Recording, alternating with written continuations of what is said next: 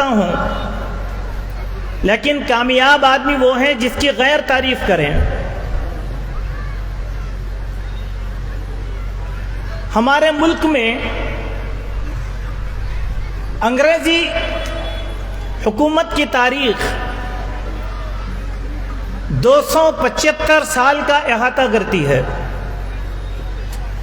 مگر بڑی مشکل کی بات ہے اور افسوس کی بات ہے کہ ہمارے اسکولوں کالجوں میں یا گریجویشن کی کتابوں میں ہماری تاریخ کا وہ حصہ پڑھایا جاتا ہے جو 19ویں صدی کا ہے، لیکن 17ویں صدی کے آدھے حصے سے لے کر 19ویں صدی کے آغاز تک کا حصہ آج کا پڑھانے والا کوئی پروفیسر بھی نہیں جانتا کہ یہ ملک کیسے آزاد ہوا، انگریزوں نے اس ملک کو کیسے قبضہ کیا اور کس طریقے سے اس ملک سے انگریزوں کو بھگانے کی جد و جہد شروع ہوئی، اس کے آغاز کیا ہے اور یہ اس کا انجام کیا نکلا۔ مختصر سی بات، آج ہمارے ہائی اسکول میں پڑھنے والے وہ بچے جو 10th کلاس کر رہے ہیں، وہ سوشل اسٹڈیز کے اندر ان کو ایک بات پڑھائی جاتی ہے کہ اس ملک کے سب سے عظیم جد و جہد کرنے والے، ملک کو آزاد کروانے والے 3 افراد کا نام پیش کیا جاتا ہے۔ نمبر 1 سردار بھگت سنگھ، نمبر 2 سبھاش چندر بوس اور نمبر 3 مہاتما گاندھی۔ آپ پڑھ کر دیکھیں تو یہ بات معلوم ہوگی، یہ تینوں وہ لوگ ہیں جو 19ویں صدی میں پیدا ہوئے اور ان کی موت بھی 19ویں صدی میں ہوئی، لیکن تاریخ ہم کو یہ بتاتی ہے کہ آزادی کی یہ جنگ 19ویں صدی میں آخری مرحلے پر پہنچی، لیکن اس کا آغاز 17ویں صدی کے آدھے حصے کے بعد ہو چکا تھا۔ میں اس کی تفصیل آپ کے سامنے رکھوں گا تاکہ یہ بتایا جائے کہ اس کا آغاز کیسے ہوا اور کیسے ملک آزاد کروایا گیا۔ اس کو تھوڑا سا جاننے کی ضرورت ہے۔ ایسا نہیں کہ جس طریقے سے ہواؤں میں پرندے اڑ کر ایک ملک سے دوسرے ملک کو آتے ہیں، انگریز اڑ کر ہمارے ملک کو نہیں آئے، بلکہ انگریز شاہ جہاں کے آخری دور میں 700 سپاہیوں کا لشکر لے کر ہمارے ملک میں آئے، ایسٹ انڈیا کمپنی کو یہاں پر نافذ کیا۔ تجارت کے نام پر اورنگزیب کے زمانے میں انہوں نے ڈیوائڈ اور رول کی پالیسی اختیار کی، چلتے چلتے یہاں کے لوگوں کو مسلم حکمرانوں کا باغی بنایا اور اپنی حکومت کا اعلان کر دیا۔ یہ تاریخ ایسے شروع نہیں ہوئی۔ اسی لیے آپ دیکھیں، ایک بات میں آپ کو سمجھانا چاہتا ہوں، وہ یہ ہے، جب انگریز آئے سب سے زیادہ نقصان ہمارے ملک میں جس قوم کا ہوا وہ مسلمان تھے۔ جب انگریز آئے اس ملک میں سب سے زیادہ نقصان ہوا مسلم طبقات میں، وہ اہل حدیث کا طبقہ تھا۔ کسی اور طبقے کا اتنا نقصان نہیں ہوا جتنا نقصان جماعت اہل حدیث کا اس ملک کے اندر ہوا ہے۔ اس کی تاریخ کو جاننا ہمارے لیے بہت ضروری ہے، تب جا کر اہل بدعت کو ہم یہ جواب دے سکتے ہیں یہ ملک کی اصل ہم ہیں اور ہمارے خون کی بنیاد پر یہ ملک آزاد کروایا گیا ہے۔ ہمارا ملک ہندوستان انتہائی وسیع اور کشادہ غیر منقسم ہندوستان تھا، اور اس ملک پر 3 مسلمان حکمران فرمان روا تھے۔ اس ملک کے طول و عرض میں 3 مسلمانوں کی عظیم ریاستیں قائم تھی۔ سب سے پہلی ریاست بنگال کے نواب سراج الدولہ کی، اور دوسری ریاست سلطان ٹیپو کی سلطنت خداداد، اور تیسری ریاست مغلیہ سلطنت جس کے آخری فرمان روا بہادر شاہ ظفر تھے۔ ہوا یہ، انگریز آئے، ایک ایک کر کے ہمارے ملک کی مسلم ریاستوں کو انہوں نے ختم کیا۔ آپ جانتے ہیں، اگر میں کسی بھی ایک طالب علم کو اٹھا کر یہ پوچھوں کہ ہمارے ملک کی عظیم جد و جہد آزادی کب ہوئی، ہر بچہ یہ کہے گا 1947 میں ہوئی، لیکن میں آپ کو یہ بتلانا چاہتا ہوں اسی آپ کے علاقے میں آج بھی پلاسی کا میدان ہے۔ سب سے پہلی آزادی کی جنگ نواب سراج الدولہ نے پلاسی کے میدان میں لڑی، جنہیں میر جعفر نے دھوکہ دے کر انگریزوں سے موافقت کروائی اور بنگال کی ریاست پر سب سے پہلے انگریزوں نے اپنا اقتدار قائم کیا تھا۔ سب سے پہلے انگریزوں نے بنگال کی ریاست، بنگال کے معنی آج کا یہ بنگال آپ مراد نہ لیں، قدیم بنگال اگر اس کی آبادی کو آج شمار کیا جائے تو 40 کروڑ نفوس پر مشتمل یہ آبادی تھی بنگال کی، جہاں پر آج اس کا احاطہ کیا جاتا ہے۔ سب سے پہلا مجاہد آزادی نواب سراج الدولہ آپ کے اپنے علاقے کا یہ حکمران تھا۔ اس کی تفصیل میں آگے آپ کے سامنے رکھوں گا۔ سب سے پہلی جنگ آزادی کی 1757 میں پلاسی کے میدان میں لڑی گئی، یہ پہلی عظیم جنگ تھی۔ اب آئیں جنوب ہندوستان کی مضبوط ریاست جس کو سلطنت خدا داد کہا گیا، سلطان ٹیپو، دوسری عظیم لڑائی سلطان ٹیپو نے اس ملک کی آزادی کے لیے لڑی تھی، اور 18ویں صدی کے نصف آخر میں سلطان ٹیپو کے ساتھ یہ مقابلہ ہوا۔ 1799 میں سلطان ٹیپو کا اقتدار انگریزوں نے یہاں پر ختم کیا میر صادق کی غداری کے سبب۔ یہ دوسری لڑائی تھی، دوسرا مجاہد اعظم۔ اب انگریزوں نے یہ دیکھا کہ سارا ہندوستان ہمارے قبضے میں آ گیا، اب ایک ریاست بچی، مغلیہ سلطنت کے آخری فرمان بہادر شاہ ظفر، یہ 19ویں صدی کا آغاز تھا۔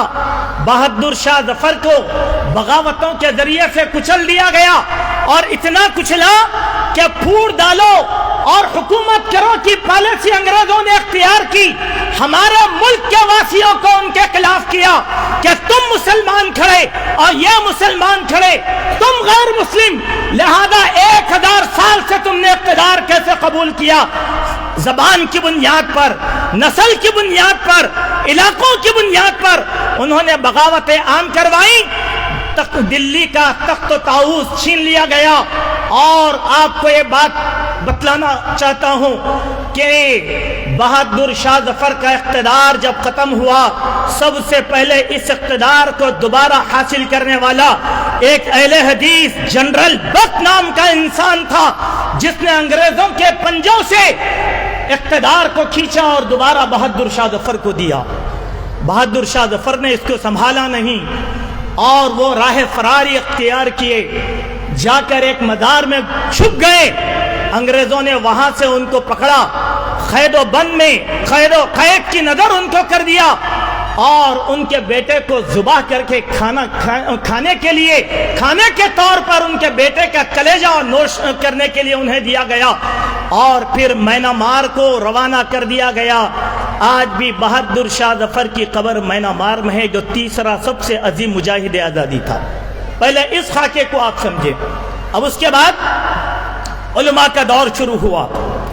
علماء کرام نے دیکھا کہ اس ملک کو انگریز اپنے شکنجے میں کس چکے ہیں، لہذا شاہ ولی اللہ محدث دہلوی کا پہلا خاندان ہے جو ملک کی آزادی کے لیے اس نے علم کو بلند کیا تھا، اور اس علم کا نام رکھا علم جہاد۔ وہی جہاد جس کا نام لے کر میڈیا آج اسلام اور مسلمانوں کو بدنام کرنے کی کوشش کرتا ہے۔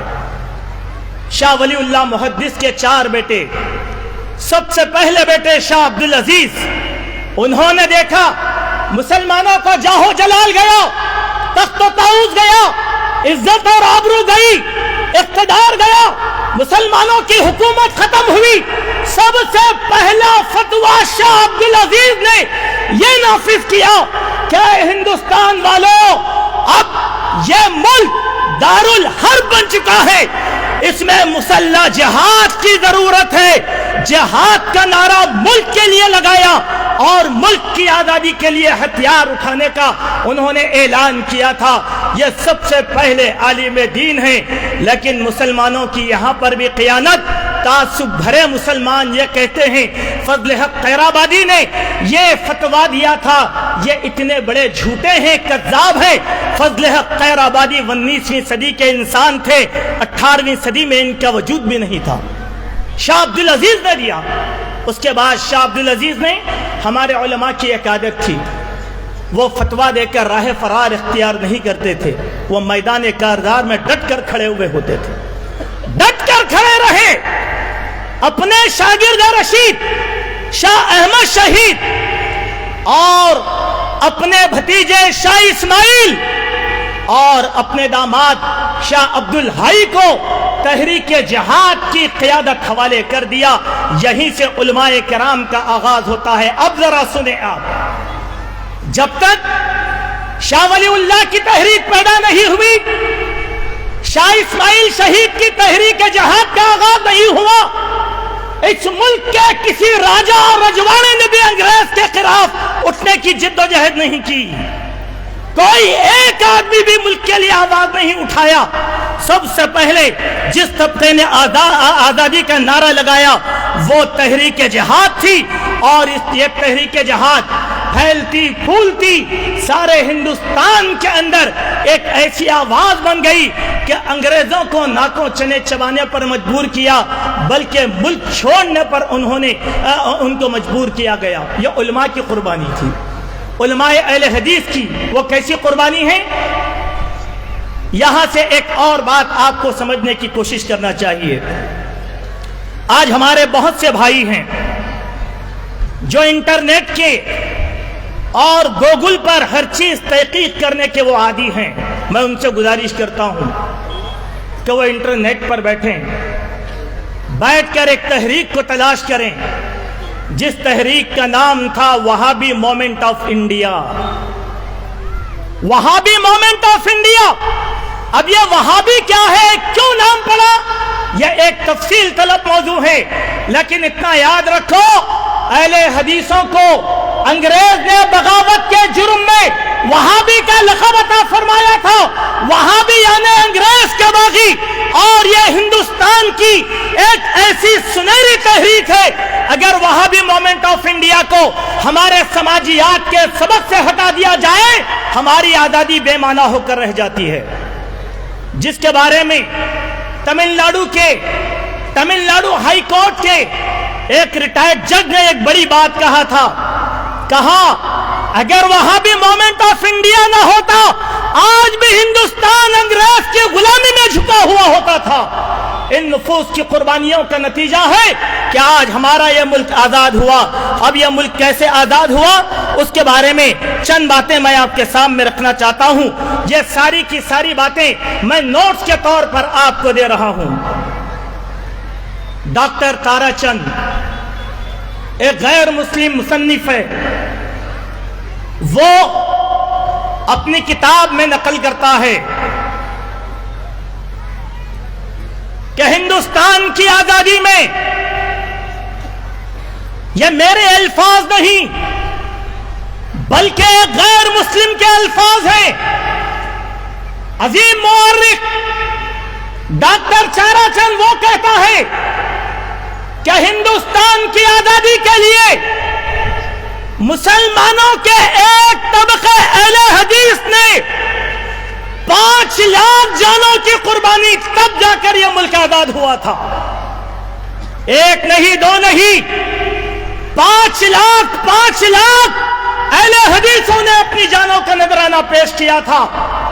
وہ ریاستیں جہاں پر انگریزوں کے مقابل اہل حدیث حضرات نبرد آزما رہے, انگریزوں کے خلاف علم جہاد بلند کیا. ایک بنگال کی ریاست, میسور کی ریاست, دلی کی ریاست, یو پی کی ریاست, بہار کی ریاست اور پنجاب کی ریاست, یہی وہ علاقے تھے جنہوں نے آزادی کی لڑائی لڑی اور اہل حدیثوں نے اس کی بڑی سزا بھگتی. ایک اور مورخ اپنی کتاب میں لکھتا ہے کہ آزادی کی جنگ کے لیے 1.5 लाख अहले हदीस उलमा को अंग्रेजों ने सूली की नजर कर दिया था, फांसी पर चढ़ा दिया था, तख्तेदार पर लटकाया था। अगर अल्लाह तबारक व तआला दिल्ली से लेकर लाहौर तक चलने वाली सड़क के दोनों किनारे जो दरख्त लगे हैं उन दरख्तों को जबान दे, हर दरख्त ये कहने पर मजबूर रहेगा, न जाने मैंने कितने उलमाए अहले हदीस की लाशों को अपनी टहनियों पर उठाया है। ये कुर्बानी थी जमात अहले हदीस की, ये कुर्बानी थी जमात अहले हदीस की। चलते चलते एक और बात की तरफ मैं आपकी रहनुमाई करना चाहता हूं मेरे मोमिन भाइयों। अंग्रेजों ने जो जुल्म मुसलमानों पर ढाए हैं उन जुल्मों का आप अंदाजा नहीं कर सकते। खुसूसन तबक़े अहले हदीस पर जो जुल्म ढाया गया वो इस अंदाज में आप सोचे। एक फंड कायम किया था अंग्रेजों ने, उस फंड का नाम था वहाबी फंड। वहाबी फंड नाम ही था वहाबी फंड, बात मेरी नहीं, तारीख की बात है, आपको इंटरनेट पर सर्च करिए मिल जाएगी। वहाबी फंड, आपको मालूम होना चाहिए पटना का रेलवे स्टेशन वहाबियों के फंड से बनाया गया। पटना जूनियर कॉलेज की इमारत वहाबियों के फंड से बनाई गई। पटना म्युनिसिपल कॉर्पोरेशन की इमारत वहाबियों के फंड से बनाई गई। यह उलमाए सादकपुर की जायदाद को कब्ज करके फरोख्त किया और उनकी जायदाद से अंग्रेजों ने यह जुल्म अहले हदीसों पर ढाया। आगे और चलें, मैं कुछ और बातें आपके सामने सरसरी तौर पर रखता हूं कि इसके बाद आप देखें कुछ अहले हदीस उलमा की सरसरी कुर्बानियां। यह आपका इलाका है बंगाल का इलाका। आपको मालूम होना चाहिए बंगाल की इस तहरीक में कितने अहले हदीस उलमाए कराम उठे थे। तारीख में पढ़िए उनके नामों को। मैं कुछ नाम आपके सामने रखता हूं, उनकी तफसीलात भी मेरे पास है। नंबर 1 मौलाना शरीयतुल्लाह साहब, बंगाल के एक अजीम अहले हदीस आलिम थे। इन्होंने अंग्रेज के खिलाफ महाज को कायम किया और फराइजी तहरीक की बुनियाद इन्होंने रखी। मौलाना अकरम खान साहब, मौलाना रागिब हसन साहब, मौलाना सूफी नूर मोहम्मद, मौलाना मौलवी अमीरुद्दीन, ये वो उलमाए अहले हदीस थे जिन्होंने बंगाल की रियासत में अपनी अपनी जिद्दोजहद को जारी रखा। और आगे चलें, कुछ और बातें आपकी नजर में रखना चाहता हूं। लोग कहते हैं अहले हदीसों ने क्या किया, हमने 5 लाख लोगों का नजराना पेश किया, 1.5 लाख उलमाए किराम ने अपनी कुर्बानियां दी। यही नहीं, इस मुल्क में किसी भी मजहब का उतना नुकसान अंग्रेजों ने नहीं किया जो अहले हदीसों का किया। उसकी एक सरसरी तफसील आपके सामने रखता हूं। दिल्ली में अंग्रेजों ने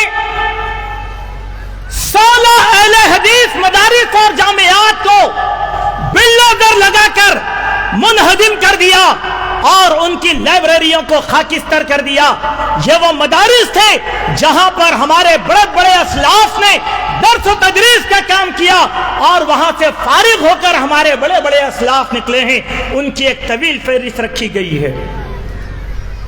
16 मदारिस, बड़े बड़े जामियात, जिनकी आखिरी मदरसे रहमानिया, एक बहुत बड़ा मदरसा जिसकी आखिरी कड़ी मौलाना ज़हीरुद्दीन नसीर रहमानी जो पिछले दिनों जामे दारुस्सलाम उमराबाद में वफात पाए, उसके आखिरी सपूत और आखिरी फर्जंद थे। एक मदरसा नहीं, गिनते जाए कई मदारिस को इन्होंने और कई मदारिस को इन्होंने तहस नहस कर दिया। लाइब्रेरियों की अगर आप बात करें, सिर्फ पंजाब में 17 हमारी ऐसी लाइब्रेरियां थी जिसमें इल्म का जखीरा था, किताबों का जखीरा था। और मोमिन का सबसे बड़ा जखीरा किताब होती है। एक एक लाइब्रेरी को चुन चुन कर इन जालिमों ने जला दिया, जिसमें अहादीस, कुरान मजीद के मखतूतात मौजूद थे, तारीख की किताबें मौजूद थी। अब सवाल यह है कि अंग्रेजों ने जलाया क्यों? इसीलिए जलाया ताकि आने वाली नस्लों को ये किताबें मुहैया नहीं हो सके। लाइब्रेरियां जलाई गई। पंजाब में 36 मदारिस अहले हदीस को मुनहदिम कर दिया गया।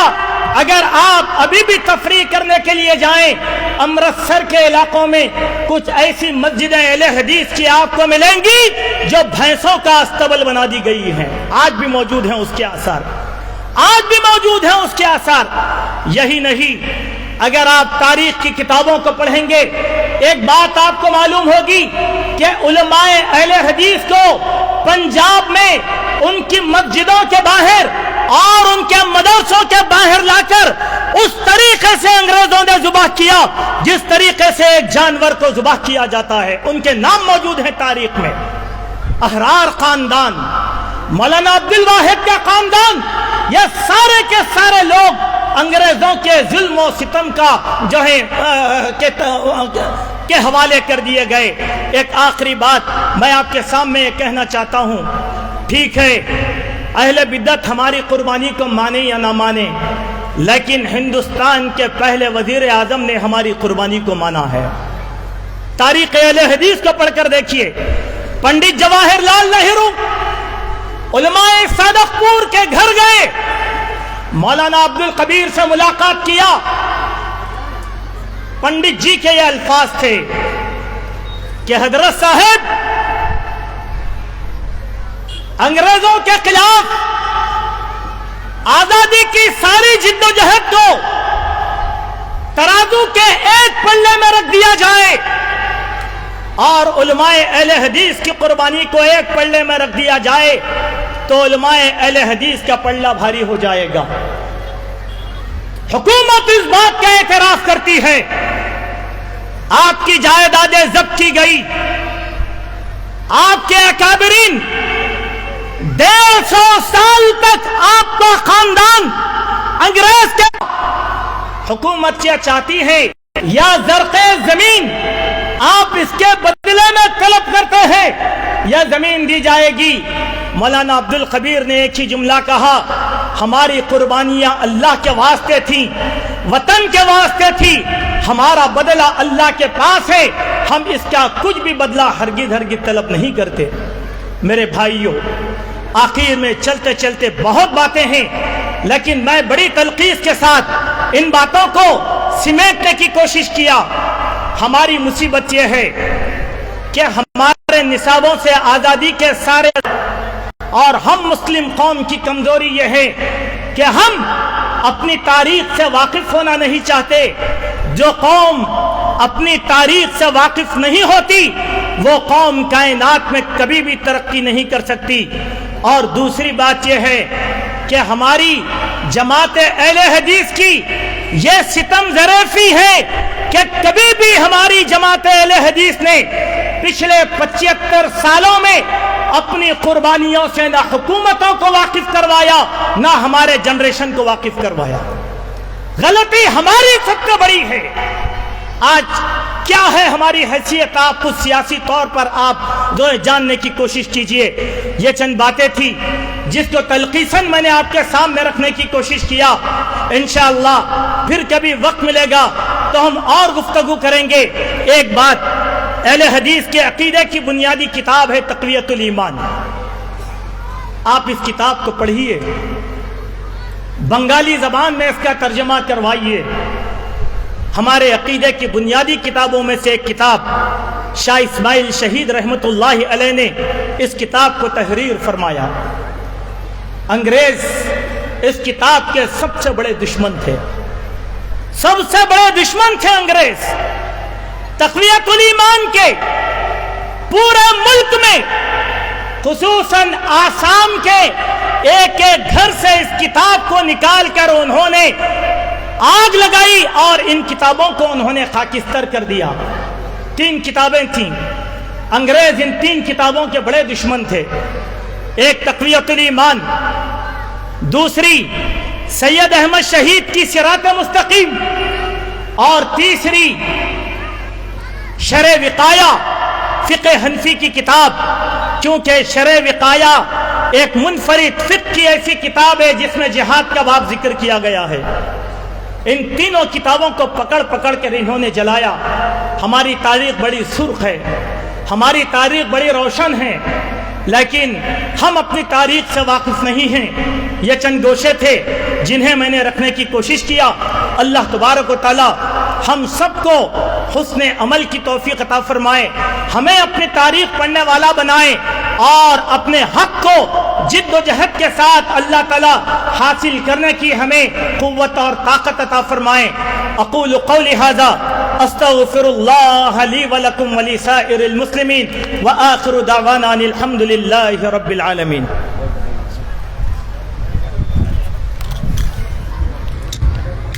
وعلیکم السلام.